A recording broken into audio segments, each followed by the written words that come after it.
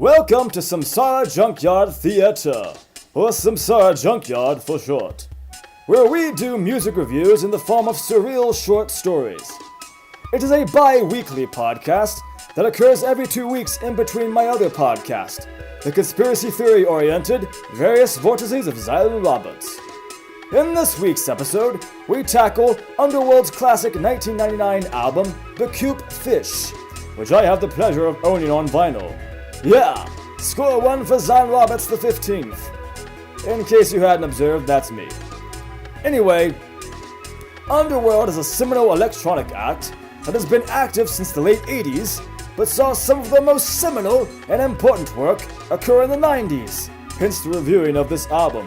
One reviewer once referred to it as the dark side of the moon for the 90s rave scene, or something to that effect. I know Pink Floyd was involved in any case. It's a masterful electronica album, and the vinyl comes in a sweet blue-obsessed artwork. Anyway, thespian armchair? Check. Antique smoking pipe?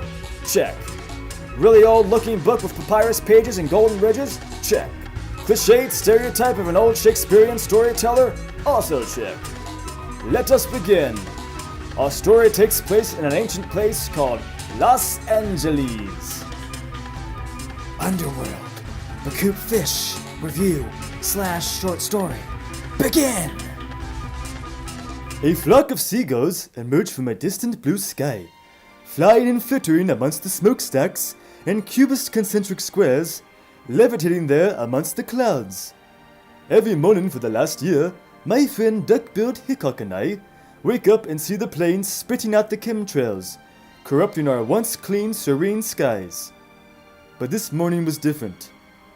The whitish dust of the chemtrails started to take on a neon green hue, as the opening synth strings of Cups, the opening track on Underworld's seminal 1999 masterpiece, Beaucoup Fish, gave way to an infectious mixture of plodding bass, twinkly chorus synths, noodly banjo loops, and lead singer Carl Hyde speaking mysterious tones in a robot voice. The chemtrail planes dance mysteriously in my mind as I ponder their origins. I swear everyone thinks I'm crazy, but I am like the sine wave grooves that invade my ears about 8:23 in, as polyrhythmic drums and distorted vocal noise samples remind me of the noise that the cloud monsters make when they are growling for the blue demons to return to their cloud homes. You know what I mean, Sanjay? Says Duck Billed Hickok to me. Oh yes indeed I do, my friend. Those blue sky demons remind me of the ones that Kali and Shiva used to slay in the old country, before the ancient mythical ruins got replaced by these 10-foot tall corporate buildings and smog, I reply. I turn away and look back up at the greenish hue of the chemtrails, and it's then that I realize why this color change was at first disturbing me. Suddenly, a couple black helicopters burst past the chemtrails through what appears to be a red demonic portal in the sky, as the industrial house propulsion of push upwards causes the people around me to dance around like possessed lunatics. A guy down the street starts smashing glass and making wild facial contortions, not unlike those antediluvian statues from Indonesia I recall seeing when I visited there once. All of the people around start vibrating with a hideous blue flame intensity as the pitch-shifted sawtooth waves of push upwards cause everyone to lose their minds. All the while lead singer Carl Hyde keeps saying, "Push it, push it, push it." Bill thinks to himself, "Dear God, the zombie apocalypse has started." Out of nowhere, the roof door slams wide open, and out comes a skinny white dude with blonde spiky hair wearing an animal pelt suit and wielding an axe sword hybrid sort of thing. He starts chopping and slicing, zombie body parts flying every which way, all the while screaming, "This song is pretty tight. It's perfect action movie music. I like the atonal piano and sawtooth synths looping around my brain as I hack these fucking zombies to smithereens. It really makes me want to push myself further and further. Good workout music. Push it!" He sticks his axe swords in the guts of a female zombie, then punches her in the throat. "Push it!" A male zombie tries to pounce on him from behind. He hits him with the wooden end of his weapon with a force so powerful it knocks the creature unconscious. "Push it! Push it!" Both zombies collapse to the ground. He runs over to Bill and myself. Come with me if you want to survive this somewhat cliche zombie movie scenario. Except here's the catch. The zombies were triggered by GMO food and chemtrail poisons. I bet you didn't expect that sort of conspiracy theory soft disclosure here, did ya? Well, this ain't your mainstream SJW's music reviews, man. Now come with me, quick! Some sort of hovering aircraft appears from under the side of the building, and we jump on board, zipping and zooming in the clouds as the good techno vibrations of Jumbo take over. Carl Hyde is on the track talking about a light vest he bought at Walmart for $9. But all I can think of is how beautiful these squid-like translucent creatures are that live in the clouds as we zoom by them. I had no idea these things existed, and it's blowing my fucking gourd right now, man. Allow me to introduce myself. The name's Sanjay the Guru, and my best friend is Duck Billed Hickok. He's a platypus-hillbilly hybrid. We're always getting into zany, whacked-out adventures like this. But more on that some other time. Tiny wires all around me. Slide into the city. Click. Carl Hyde whispers right before the simple soundtrack of happy little bass loops and whispered vocals give way to dreamlike synth strings and arpeggiated keyboards. For a moment, we feel as though the zombies are a distant memory up here in this cloud kingdom, where it wouldn't be too far-fetched to touch the mind of God if we wanted to. The sun keeps peeking through the clouds, and the sky creatures are all emitting some sort of rainbow light energy that is bursting out of the center of their bodies, as the rhythm drops to just the bright synth strains, and the lead singer discussing about how, "I've never fished here before." I think how ironic it is he is talking about fish, as these sky creatures look as though they stepped out of some deep-sea mystery. Very fitting. The sun looks fucking amazeballs right now. I wish all of you could see it. Shit! I wish I had my fishing pole right now. These squid look like they'd be really tasty for a little bit of duck sauce right about now. Exclaims Duck Billed Hickok. Oh, you and your never-ending appetite. It never ceases to amaze me, Bill, I tell him. I'm just happy to be in this moment, enjoying the pleasant melodies and harmonies of this majestic music. Yeah, this Underworld's pretty good. No doubt about that. But anyway, excuse me for a minute. Bill walks over to the opposite side of the main ship room. Hee-haw! He screams out of the aircraft window as the warm tape distorted guitar noise and, once again, synth strains of King of Snake gives way to high-octane, arpeggiated sawtooth waves and booming drum and bass style rhythms. Goddamn, motherfucker! I'm the King of Snake! Any motherfucking snake demon comes this way, I'll cut their fucking heads off like the goddamn demons they is. Yippee-ki-yay, bitch! Bill exclaims. Just that minute, a 20-foot-tall green scaly reptilian snake dragon pops out of the clouds and breathes fire at us. Goddamn, what the fuck was that? Bill screams.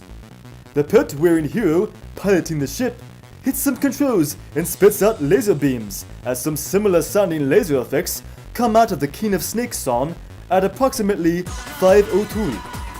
The dragon strikes the side of our ship, causing it to wobble, which explains the skittering sound at 5:09. He sinks his teeth into the underhull of our ship, causing it to leak. You two, do either of you know anything about piloting airships? The pelt man yells at us. I do a bit. Sanjay's more of a spiritual guru type. Why? Bill says. Well, I need to go outside and fix the hull breach, and maybe slit this fucking dragon's throat. Cover for me while I do this, Kay? Shit, yeah, dude. Sounds good. Bill says, as the music gives way on the speakers to some Japanese guy talking about how to defeat the snake. The snake is very dangerous, like a boka. Strong food and strong drink at midnight. Hell yeah, I know what you mean, Japanese samurai dude. I wish I had some rum right about now. Shit, boy! I second that, Bill, but no time for that now. You take the controls of the ship, and I'll get into a real transcendental meditation type thing. And maybe I can help defeat the dragon with my mind or something, I say to Bill. Bill slides over to the controls, like a worm sliding through the sand dunes of Armpidopopolopolis. 5. Just trust me on that one. That is how they move. Okay? Okay. I close my eyes and get into a real thing with the meditation. I imagine myself floating above the floor, little cracks of white light emerging from the hollowed out squares in a moderately bright turquoise sky, just like on the cover of Beaucoup Fish. The cracks of light keep growing larger and larger, little tendrils of bioluminescent energy splintering out from the sides, randomly attacking the sides of the room. Little dancing leprechauns come out doing a little mariachi with bells and whistles before being attacked viciously by a beautiful but fucking vicious as shit snow leopard and devoured whole. The snow leopard finishes his snack and then talks to me. I am an incarnation of the goddess Kali, Sanjay. I hope you are doing well. How are your folks? Oh, not too bad. Devash is still running that Indian restaurant down in Morgantown, West Virginia, and Hemant is singing traditional ragas back in India. What about you, Kali? Oh, you know how it goes. Slaying demons, fulfilling prophecies, same old shit, different century. You know that little leprechaun I just killed? Guess what? He was a fucking demon, dude. Who'd have thunk it? So small and unsuspecting, vicious fucking bastard. Ran a cult a few years back where he personally murdered 35 of his own followers after stealing their pots of gold. They were called the Rainbow Wishes Cult or something to that effect. Been tracking him for years. Anyway, gotta go, man. But before I go, I'm gonna do this. Kali explodes in a burst of bright white light, so powerful it knocks me out of my meditation and I fall onto the ship floor. Just that minute, time stops as the soft, slow propulsion of Wenja enters the picture with its glacial sound waves. I notice the ship now looks like a frozen ice cave, and the bright blue of the sky outside gives way to a darker shade of navy blue, all benumbed and shivery. If the bright sounds of the first 3 or 4 tracks were like the sky blue on the cover art, now it's more like the frozen to the marrow colors inside the vinyl sleeves. I don't know what Carl Hyde is saying on this track. Something about, take your top off. I start thinking, man, I wish there was some hot bitch around doing a striptease to this song. Some kind of ice blue mermaid chick with big tits, sort of like Storm from the X-Men or something. That'd be sweet, dude. Oh yeah, man. I think to myself, but the fantasy is short-lived, as the pelted man bursts into the door. Hey, did you guys notice time stopped just now and everything changed into some ice-cold environment? The fucking dragon out there is like nowhere to be seen, dude. Yeah, boy. Sure did. What the fuck happened? Bill exclaims. Some kind of temporal flux. The dragon must be one of those temporal flux fucking around with dragons or something. I don't know, but isn't this Underworld album fucking fantastic? One of their best releases for sure. It really fits the atmosphere of our action sequences perfectly. Yeah, it's pretty fucking tight too. Like how I imagine the pussy of that Ice Kingdom girl would be. Nice and tight, and smelling like a good high quality Kahlua. So when you go down on her, it's nice and smooth. Well, okay then. Well, we should probably figure out what the fuck is going on here. By the way, the name's Manix, and yours is... Sanjay. Sanjay the Guru. And I think I had something to do with the flux. I was deep in meditation and I met Kali. We had a short chat, then she exploded in the white light. It was this whole big thing. Oh, okay. Well, that may explain some things. I guess now we just need to find a way out. Manix says. Oh, and that was some good piloting back there, Mr. Manix says to Bill. Duck Billed Hickok, bud. Or you can just call me Bill for short. Bill says. Sounds good. Okay, let's get to work figuring out what the fuck is going on here. Manix proclaims. I think. Manix stops talking and looks around him, as if hearing some kind of distant fractured voice. Do you hear that? Wait a minute. Do you still feed the animal? Your muffled voice and the wires come in. Slide beneath the city and your feet in the streets above us. A ghostly voice echoes through the gelid corridors of the ship as the soft somnambulant piano, a skim, plunks away and an arpeggiated synth bubbles up from the residues. The ship skitters and bobbles, regurgitating out a projection in the middle of the icy room of a dancing dragon hologram. Well, how about that? That's pretty fucking cool, dude. I'm in your house now, motherfucker! I am the Iceman, and this is my animal incarnation in this dimension, the Great Blue Dragon. Arg! The dragon hologram says as the funky infectious hip-hop grooves as Bruce Lee come up, and then another action scene ensues, kicking the dragon's ass in a variety of ways. The propulsive beats give way to an outro of polytonal synth tones, rising in intensity before a final electronica mission of jittering fax machines at 4:31. The ship starts flipping lights and controls on and off as the warbling noise intro of kittens mutates into another heavy propulsive beat. Insert various kicks, flips, blips, and bloopers as Manix, Bill, and myself duke it out with the dragon. At one point in time, I astral projected and got the dragon's astral buddy in a headlock. It was very exciting, let me tell you. Oh yes, and everyone else did some suitable action stuff too. It was great. At another point, Manix and Duck Billed Hickok slowly moved through the air Matrix style as the beat and kittens dropped to reveal a rising in intensity arpeggiated synth along with skittering percussion and science fiction sounds before collapsing back into the beat again. I'm gonna get us the fuck on out of here! Bill yells, and the ship ticks off in a spectrum of rapidly accelerating tornado portals and lights before ascending once again into a break section of bright light Cloud Kingdom synth-string sections and warbling portal noise residues at 4:25. But the break turns out to be a calm before the proverbial storm, as at 1:40, we are once again precipitating back into the portals as the scampering percussion, fervent bass beats, and such ride shotgun along with us once more. Swiftly, another portal opens up in the middle of the spacecraft hull that reveals further depth to this frigid cloud world.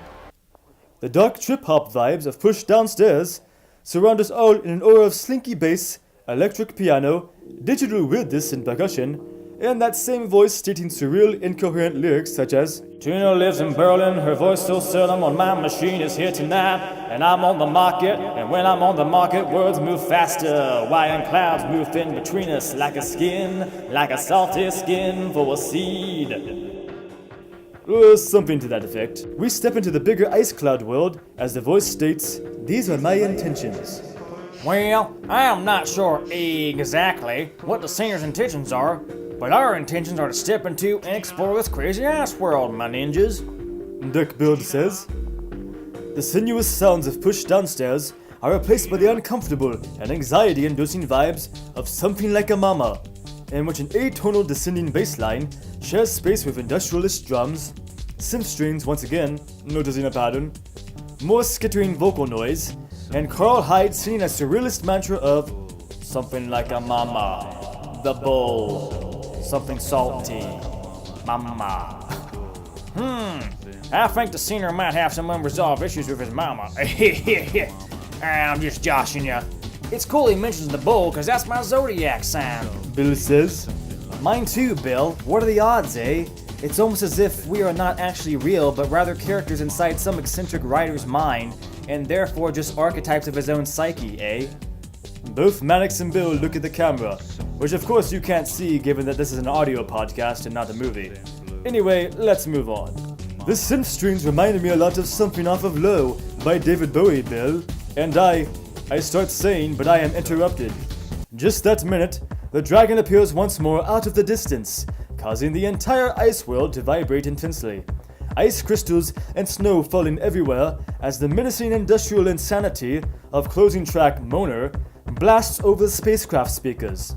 Guys, I installed these internal speakers in our astronaut suits so we can still rock out while off exploring away from the ship. Isn't that cool? Sure is, bud. Sure is. Bill says, and I nod in agreement. Moaner builds in menacing intensity until it collapses into just an arpeggiated bass line, a simple single bass drum and cymbal, while Carl Hyde rants incoherently about traveling under and above the city once more, and something about a girl on the phone which apparently is stressing him out to an extreme degree. Hey, wasn't this song used on that horrible movie Batman and Robin, in the scene where Batgirl and Robin are drag racing those low-level scumbags? I ask. I believe it is, Sanjay, but I don't have the time for that right now. Kinda busy at the moment. Manix says as he strikes the dragon with his battle axe and punches his throat with his other hand. Yeah, Sanjay, we're kinda busy at the moment. Hold on, buddy. let me get my 6-shooter. Never leave home without it. And to think those fucking naive leftists want to ban these things because they don't realize that all those public shootings are either false flags or the result of MK Ultra mind control killers. Either way, the intent is to increase disdain for guns, disarm us, and then leave us defenseless when the government comes to kill us all in the final solution. Duck Billed says, I concur, Bill. Fucking idiot SJWs can suck my fucking cunt. Goddamn frigates, I say. Amen to that, Bill. Manix says as he matches steel with the dragon. Fools! You can never stop me! I was born from the depths of a summoning ritual that Hillary Clinton, George Soros, and the Democratic Party did, involving dead hooker blood, feces, Anita Sarkeesian's pap smears, and other foul things. Also, I think it's somewhat tactless for you to drop controversial political opinions in an otherwise apolitical music review. It has nothing to do with anything. Fuck you, dragon swine. I don't give two fucks. Plus, the audience should have seen it coming from the beginning, from the very moment chemtrails were mentioned. Manix says, Amen to that. Suck a dick, you frigate dragon.